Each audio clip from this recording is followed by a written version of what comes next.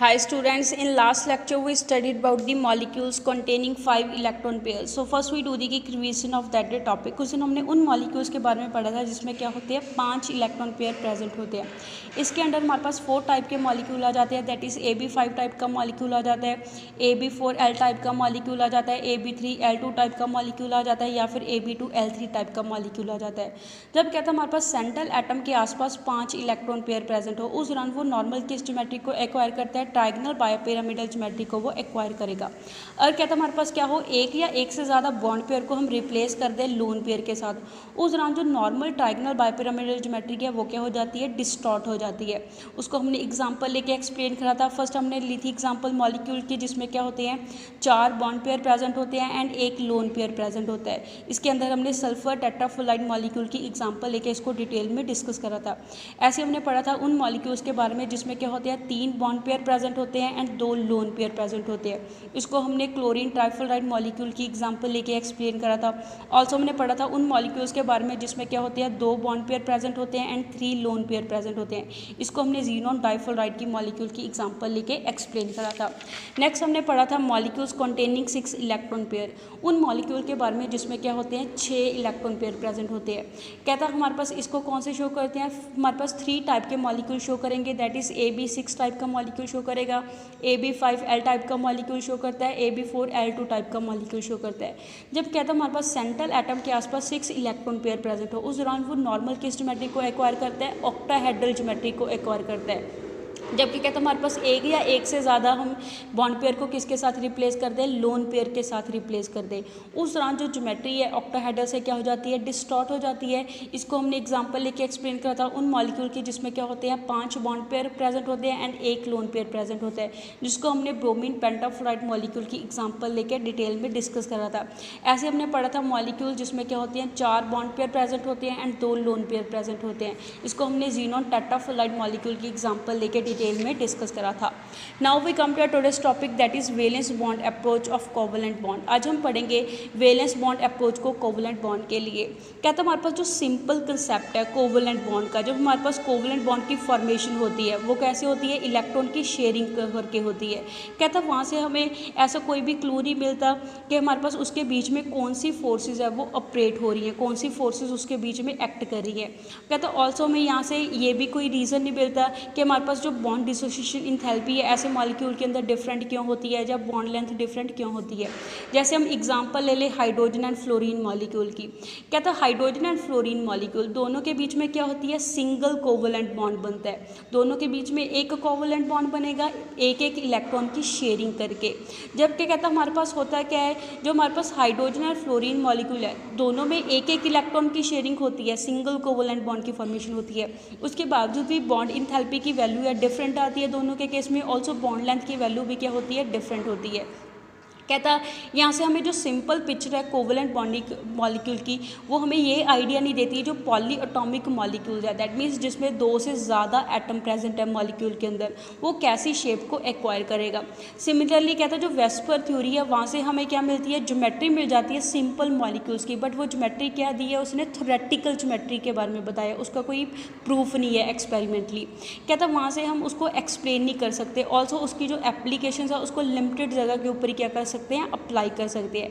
कहता है इन कमियों को दूर करने के लिए 2 इंपॉर्टेंट थ्योरीज हैं वो किसके ऊपर दी गई हैं, क्वांटम मैकेनिकल प्रिंसिपल के ऊपर दी गई हैं, जिनको हम कॉमनली क्या करते हैं, यूज़ करते हैं. जैसे हमारे पास वो 2 थ्योरीज कौन सी हैं, फर्स्ट थ्योरी है that is valence bond theory जिसको हम VB थ्योरी भी बोल देते हैं शॉर्ट में, एंड सेकेंड थ्योरी कौन सी है, मॉलिक्यूलर ऑर्बिटल थ्योरी जिसको हम MO थ्योरी बोल देते हैं.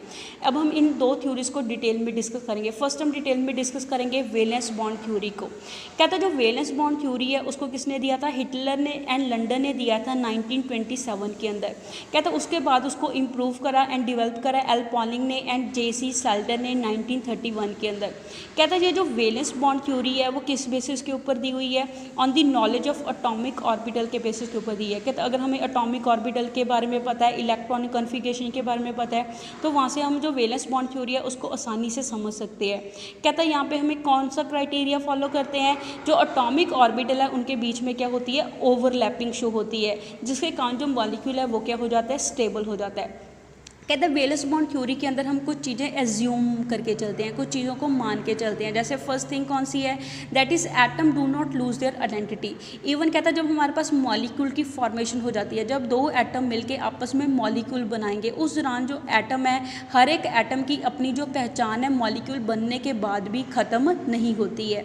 सेकेंड थिंग इज़ कहता है जब हमारे पास बॉन्ड की फॉर्मेशन होगी वो किस वजह से होती है, कहता है उस दौरान हमारे पास सिर्फ क्या होते हैं, इंट्रैक्शन किसकी होगी, जो सिर्फ वैलेंस इलेक्ट्रॉन होते हैं, जो सिर्फ आउटर मोस्ट शेल के इलेक्ट्रॉन होते हैं, उनके बीच में ही इंट्रैक्शन होती है। जब दो एटम आपस में क्या आते हैं, क्लोज आते हैं, नज़दीक आते हैं, कहता है उस दौरान जो अंदर वाले इलेक्ट्रॉन है वो बॉन्ड फॉर्मेशन में पार्टिसिपेट नहीं करते। जैसे हम एग्जांपल ले लें, कहता है हमारे पास एग्जांपल है फ्लोरीन की। फ्लोरीन के अंदर हमारे पास क्या होता है, हमारे पास कितने नंबर ऑफ शेल प्रेजेंट होते हैं, 2 नंबर ऑफ शेल प्रेजेंट होते हैं। जैसे हमें पता है एस शेल के अंदर मैक्सिमम कितने इलेक्ट्रॉन होते हैं, 2 इलेक्ट्रॉन प्रेजेंट होते हैं। ऐसे हमारे पास जो आउटर मोस्ट शेल है, सेकेंड शेल है, उसके अंदर हमारे पास इलेक्ट्रॉन कितने आएंगे, 7 इलेक्ट्रॉन उसके अंदर क्या होंगे, प्रेजेंट होंगे। बिकॉज फ्लोरीन का एटॉमिक नंबर क्या होता है, 9 होता है। दैट मीन्स कहता है जब हमारे पास बॉन्ड की फॉर्मेशन होगी उस दौरान सिर्फ आउटर मोस्ट शेल वाला इलेक्ट्रॉन ही पार्टिसिपेट करेगा, जो अंदर वाला इलेक्ट्रॉन है वो पार्टिसिपेट नहीं करता है। Next is during the formation of bond. जब कहता है हमारे पास बॉन्ड की फॉर्मेशन होती है उस दौरान सिर्फ हमारे पास वैलेंस इलेक्ट्रॉन जो आपस में एक दूसरे के साथ बॉन्ड बना रहे हैं, सिर्फ उनकी पहचान ही ख़त्म होती है। बाकी के जो रिमेनिंग इलेक्ट्रॉन है उनकी जो आइडेंटिटी है वो क्या रहती है, सेम रहती है मॉलिक्यूल के अंदर। नेक्स्ट इज कहते हैं जो स्टेबिलिटी है बॉन्ड की उसको हम कैसे डिफाइन करते हैं, कहते हैं जब हमारे पास बॉन्ड फॉर्मेशन होगी उस दौरान जो एनर्जी है वो क्या हो जाती है, रिलीज हो जाती है। कहते हैं उस दौरान जो मॉलिक्यूल है उसकी क्या होती है, मिनिमम एनर्जी होती है किसी सर्टेन डिस्टेंस के ऊपर। जब कहता है एटम के बीच में कोई सर्टेन डिस्टेंस फिक्स होगा उस दौरान वो मॉलिक्यूल क्या करेगा, मिनिमम एनर्जी को शो करेगा। एंड उस सर्टेन डिस्टेंस को हम क्या बोलते हैं, इंटर न्यूक्लियर डिस्टेंस बोलते हैं। कहता है larger the decrease in energy, जितनी हमारे पास एनर्जी में ज़्यादा डिक्रीज आएगी उतना स्ट्रॉन्ग हमारे पास क्या बनता है, बॉन्ड बनता है। कहता है इस कंसेप्ट को समझने के लिए हम एग्जांपल लेते हैं हाइड्रोजन मॉलिक्यूल की। जब हमारे पास क्या होती है, हाइड्रोजन मॉलिक्यूल की फॉर्मेशन होती है। नेक्स्ट हम करेंगे valence bond treatment for hydrogen molecule के। वैलेंस बॉन्ड की जो थ्योरी है उसको हम हाइड्रोजन मॉलिक्यूल के ऊपर अप्लाई करके एक्सप्लेन करेंगे। जैसे कहता है हाइड्रोजन मॉलिक्यूल के अंदर क्या होता है, 2 हाइड्रोजन एटम होते हैं जिसको हम A एंड B के साथ क्या करते हैं, डिनोट करते हैं। कहता है जब हमारे पास HA and HB, that is हमारे पास जो फर्स्ट हाइड्रोजन का एटम है एंड दूसरा हाइड्रोजन का एटम है, दोनों आपस में एक दूसरे को क्या करते हैं, अप्रोच करते हैं, एक दूसरे के नज़दीक आते हैं। उस दौरान हमारे पास क्या होता है, जो फर्स्ट HA हाइड्रोजन एटम है उसके अंदर, जैसे हमें पता है हाइड्रोजन के अंदर एक इलेक्ट्रॉन प्रेजेंट होता है। HA के इलेक्ट्रॉन को हम EA के साथ नोट करेंगे, HB के इलेक्ट्रॉन को हम EB के साथ नोट करते हैं। जब कहता है हमारे पास 2 एटम आपस में एक दूसरे से ज़्यादा दूरी पे होंगे, लार्ज डिस्टेंस के ऊपर होंगे, उस दौरान दोनों के बीच में कोई भी इंट्रैक्शन है वो एक्ट नहीं करेगी। उस दौरान दोनों के बीच में कोई भी फोर्स नहीं लगती है। एज दिस स्टेज, कहता है इस स्टेज के ऊपर जो टोटल एनर्जी है सिस्टम की वो किसके इक्वल होगी, जो इंडिविजुअल एटम है that is HA atom and HB atom, दोनों की जितनी एनर्जी है, दोनों की एनर्जी के सम से हमें क्या बताते हैं, टोटल एनर्जी बताते हैं। जब दोनों क्या होते हैं, एक काफ़ी दूरी पे पड़े होते हैं एक दूसरे के। जब कहता है 2 एटम आपस में नज़दीक आते हैं, क्लोज आते हैं, उस दौरान जो नई अट्रैक्टिव एंड रिपल्सिव फोर्सेज दोनों के बीच में एक्ट करना क्या कर देती है, शुरू कर देती है।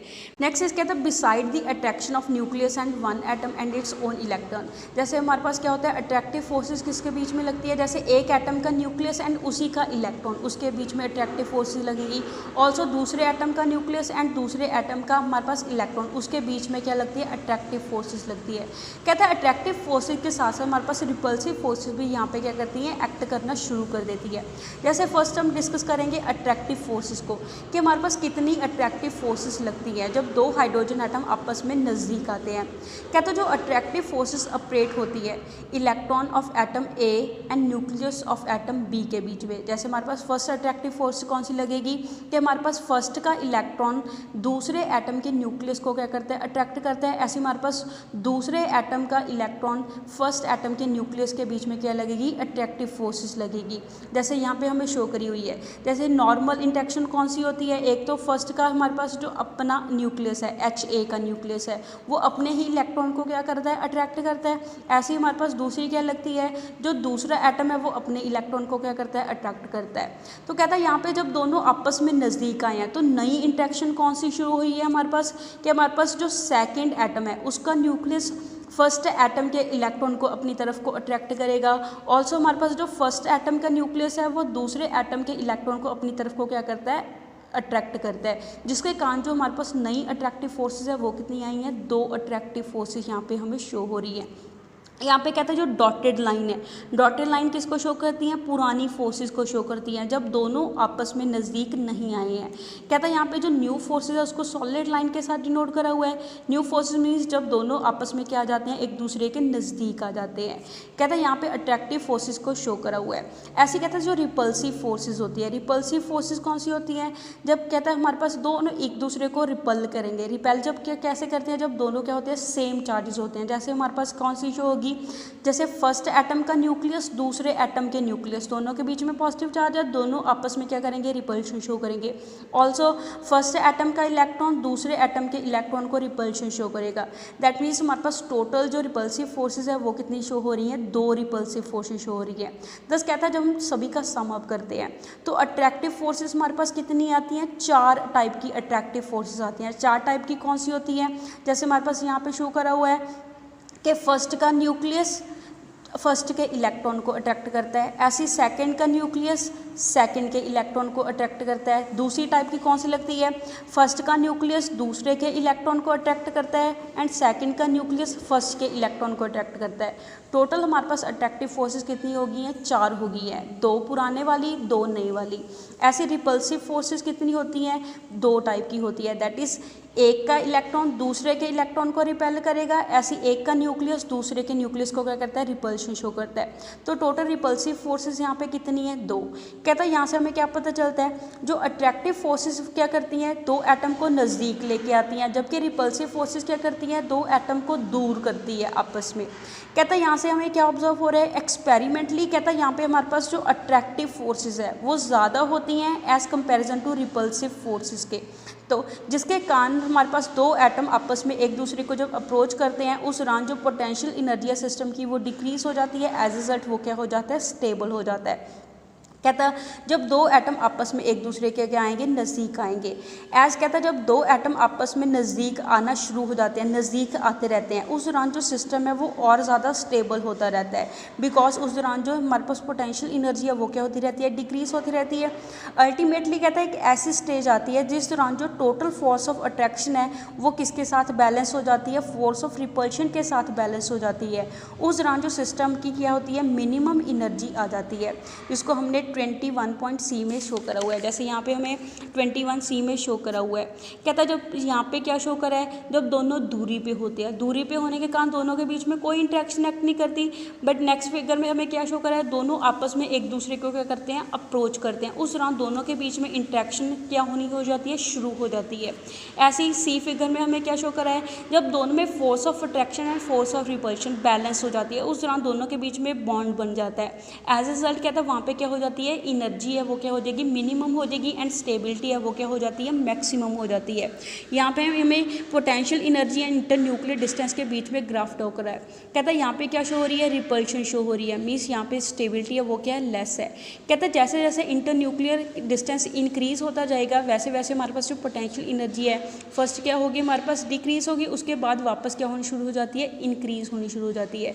कहते हैं ये स्टेज यहाँ पे हमारे पास जो पोटेंशियल एनर्जी सबसे ज़्यादा मिनिमम है, इस स्टेट को हम सबसे ज़्यादा क्या बोलते हैं, स्टेबल स्टेट बोलते हैं, corresponding to the minimum potential energy के। एंड उस दौरान हम उसके इंटरन्यूक्लियर डिस्टेंस को क्या कर लेते हैं, मेजर कर देते हैं। वहाँ से हमें क्या मिलता है, बॉन्ड डिस्टेंस मिलता है कि दोनों एटम के बीच में कितनी बॉन्ड लेंथ है, उसके बारे में पता चल जाता है। कहता है हमारे पास जो 21C में फिगर दी हुई है उस दौरान जो स्टेबिलिटी है वो क्या होती है, मैक्सिमम होती है एंड एनर्जी क्या होती है, मिनिमम होती है।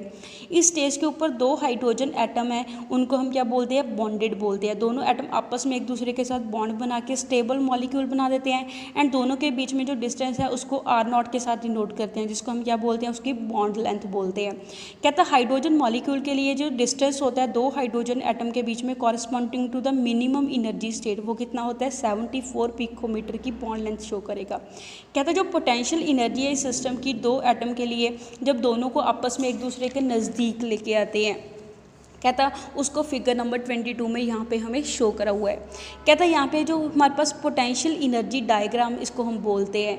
कहता है इस डायग्राम के अंदर हमारे पास जब दो एटम आपस में एक दूसरे से दूरी पे होते हैं, दैट इज स्टेज ए, जैसे यहाँ पे हमें शो करी हुई है, स्टेज ए शो करी है। यहाँ पे दो एटम एक दूसरे से क्या होते हैं, दूरी पे होते हैं। उस दौरान उसमें के बीच में कोई भी अट्रैक्टिव फोर्सेस एक्ट नहीं करती, ना ही उस दौरान उसके बीच में कोई रिपल्सिव फोर्सेस एक्ट करती है। कहता उस दौरान जो पोटेंशियल एनर्जी है सिस्टम की वो क्या हो जाती है, हम अज्यूम क्या करके चलते हैं, जीरो एनर्जी को अज्यूम करके चलते हैं। दस कहता है जब हमारे पास बॉन्ड फॉर्मेशन होगी उस दौरान कितनी एनर्जी रिलीज होती है, हमारे पास 435.8 किलो जूल पर मोल एनर्जी क्या होगी, रिलीज होगी। उस दौरान जो हाइड्रोजन मॉलिक्यूल है स्टेबल मैक्सिमम हो जाता है एंड हमारे पास as comparison to individual hydrogen atom के कंपैरेटिवली। कहता है ये जो एनर्जी है इसको हम क्या बोलते हैं, मिनिमम एनर्जी कर्व बोलते हैं। जैसे हम यहाँ पे जो मिनिमम एनर्जी कर्व शो हो रही है, इस दौरान हमारे पास जो एनर्जी है वो कितनी रिलीज होती है, 435.8 किलो जूल एनर्जी रिलीज होती है। कहता इस दौरान इसको हम क्या बोलेंगे, बॉन्ड एनर्जी बोलेंगे। कन्वर्सली कहता जब हमारे पास 1 मोल ऑफ हाइड्रोजन मॉलिक्यूल का डिसोसिएट होता है, ब्रेक होता है, उस दौरान इतनी एनर्जी इसको वापस क्या करनी पड़ेगी, देनी पड़ेगी। जैसे दोनों के बीच में बॉन्ड बनता है इतनी एनर्जी रिलीज होती है, जब दोनों के बीच में बॉन्ड को ब्रेक करना होता है, तोड़ना होता है, उस दौरान वापस इसको इतनी एनर्जी देनी पड़ती है बॉन्ड को तोड़ने के लिए। वो क्या बन जाता है, इतनी एनर्जी को वापस दे के ये बॉन्ड टूट जाएगा एंड वो वहाँ से हमारे पास क्या बन जाते हैं, 2 हाइड्रोजन एटम बन जाते हैं। कहता है यहाँ पे एक चीज़ याद रखने वाली है कि 2 हाइड्रोजन एटम है वो आपस में 74 पिकोमीटर से ज़्यादा नज़दीक नहीं आ सकते हैं, बिकॉज जब दोनों आपस में इससे ज़्यादा नज़दीक आने की कोशिश करेंगे उस दौरान जो रिपल्सिव फोर्सेज है वो ज़्यादा हो जाएगी एंड पोटेंशियल एनर्जी क्या हो जाती है, इंक्रीज़ हो जाती है। जैसे यहाँ पे हमें शो करा हुआ है। कहता है यहाँ से हम यहाँ पे डिस्टेंस कितना होता है, हमारे पास दोनों एटम के बीच में 74 पिकोमीटर का डिस्टेंस होता है। इससे ज़्यादा नज़दीक लेके आने की कोशिश करते हैं तो उसमें फोर्स ऑफ रिपल्शन इंक्रीज हो जाती है, जो यहाँ पे हमें डॉटेड लाइन में शो करी हुई है। उसके कारण उसकी स्टेबिलिटी क्या हो जाएगी, वापस से क्या हो जाती है, लेस स्टेबिलिटी हो जाती है। तो यहाँ से हमें पता चलता है कि जो हाइड्रोजन मॉलिक्यूल है वो इस फॉर्म में क्या करता है, एग्जिस्ट करता है। So that's all for today. Stay home, stay safe, thank you.